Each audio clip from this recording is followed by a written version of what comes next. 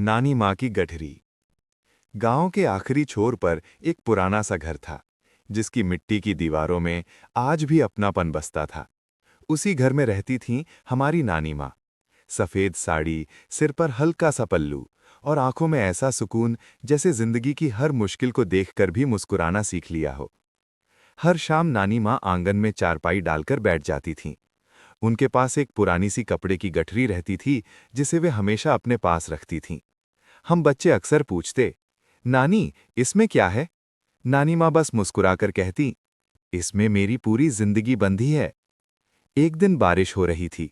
हम सब नानी के पास बैठे थे, बिजली कड़की और माहौल कुछ भावुक सा हो गया।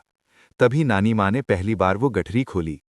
उसमें सबसे ऊपर एक पुरानी तस्वीर थी, जवान नानी माँ और नाना जी की। नानी की आंखें भर आईं।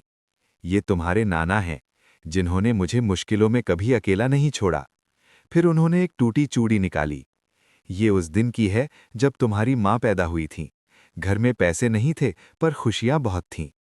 गठरी में कुछ चिट्ठियां थीं, कुछ सूखे फूल और एक छोटा सा लकड़ी का खिलौना था।